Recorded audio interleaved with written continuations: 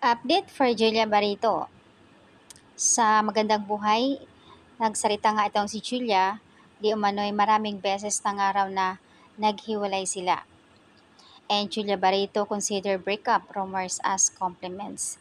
Sabi nga niya, hindi ko nga rin alam kung saan nanggagaling mga balita at ilang beses ko nang naririnig yan na Kisho, hiwalay na kami. Ang hirap kasi sa mga tao na masyadong nangunguna, yung hindi lang mag-share ng mga photos or hiwalay na kaagad. Sabi nga niya mahirap mag-overshare sa lahat. Hindi ba pwedeng magkakaroon lang ng privacy? Kasi nga 'di ba, mas maigi na nga daw na yung hindi lahat ng bagay na ipo-post magkakaroon din ng privacy as a couples. Kasi kumakailan nga lang talaga ay kumakalat sa social media na di umano hiwalay na sila at wala din silang post sa IG. Yun po ay bago umeri ang pelikula nila na ikaw ang pipiliin ko. So, yun po yung sagot ni Julia sa interview nga sa kanya ng Magandang Buhay. At may point naman siya, hindi naman pwede na palagi mag-overshare sa publiko. Kahit kakain na kahit mag-date or kahit may pupuntahan, kailangan ipopost. So, hindi nga siya ganun. On my point, kasi nga, married na kami ayon sa isang netizens, hindi naman pwede na palagi i-share sa Facebook or sa kung ano-ano pa, imamayde. Siyempre, i-keep mo na rin yan kung may mga privacy dapat. Sabi naman ng isa, kasi nga, these days are insanely hungry for a validation online.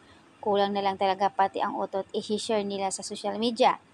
The truth is, hindi talaga sila genuine happy.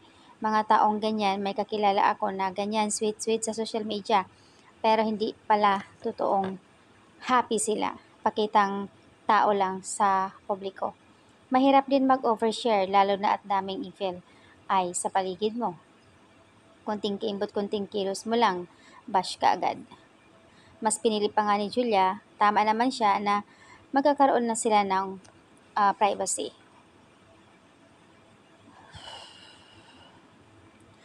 Seem younger generations and tend to learn mistakes from their older family and members, relatives. I really do hope this applies to Julia and her siblings and cousins.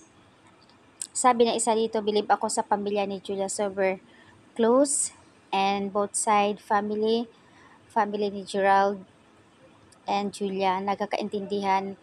Palagi sila nagbabanding, lalo na pagkatuwing December. It's not about oversharing and we all post people that make happy. And that's okay. People dating and private also experience breakups. Wala naman siyang sinasabi na nagtatagal sila dahil di siya nag-offer share. Ang sabi lang naman niya na gusto niya magkakaroon ng privacy. Hindi lahat ng mga ganap ay mag-share.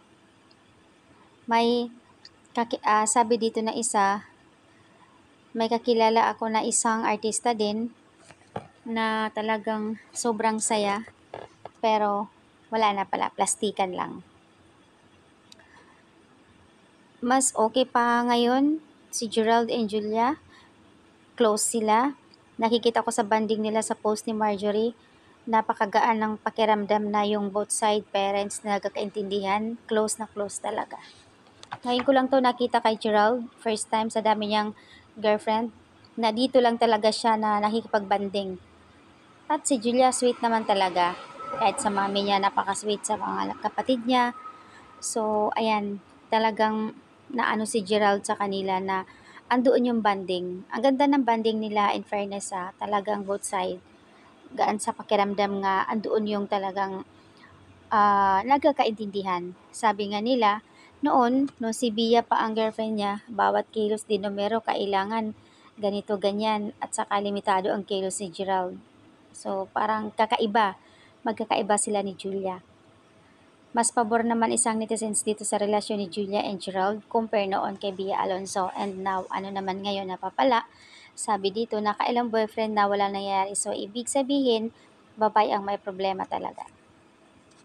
So yung issue dito sa comment section naman ay nasama si Bea Alonso, pinagkumpara tuloy silang dalawa ni Julia.